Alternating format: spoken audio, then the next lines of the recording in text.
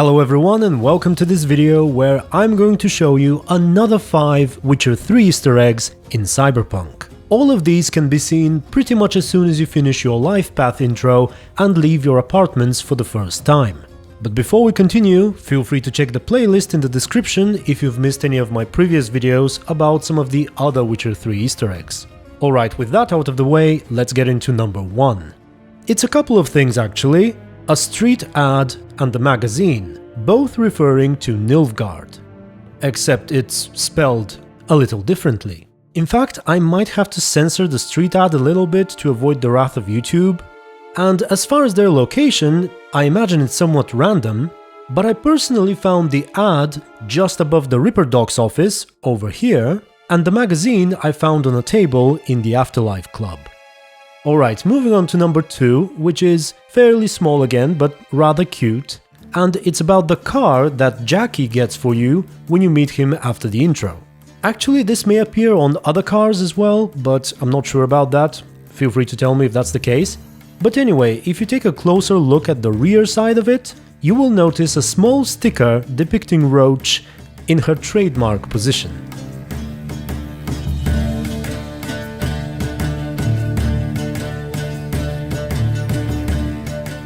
Now the last 3 Easter eggs were actually brought to my attention by you guys, so I thank you very much for it. There were multiple people talking about each of them, but I'll try to put the name of the first person who mentioned it on the screen when I talk about each of the Easter eggs. So at number 3, we're back to that Roach Race arcade I showed you in the previous video. A few of you told me that apparently there is Witcher 3 music coming from it. Now I did spend a lot of time looking at the one in the Street Kid intro, but I didn't hear anything. However, it was already in a rather loud club, so that was probably why.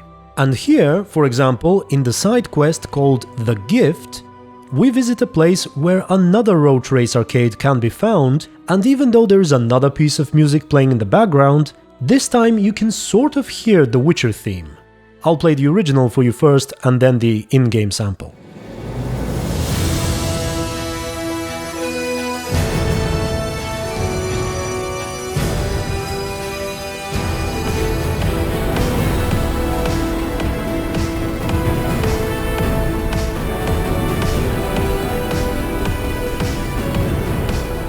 If any of you guys knows of a place where we can listen to this piece without any other music playing at the same time, feel free to comment down below.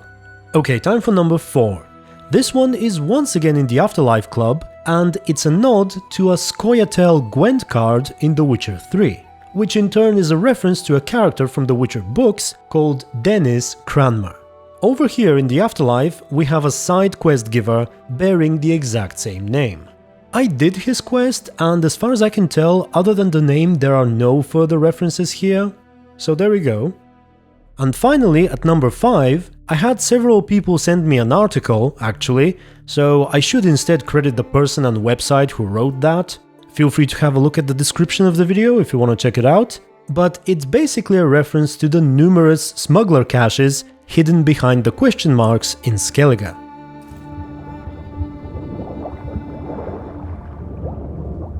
So, way down here, we can find a dead body with a note on it, well, a digital note I suppose, lamenting the long and tiresome hunt for such question marks, but it turns out that sadly he couldn't make it, and he asks whoever finds this to finish his quest. And so, just over here, at the base of the bridge in the water, we can find a very Witcher-like smuggler cache, which sadly doesn't contain anything too interesting.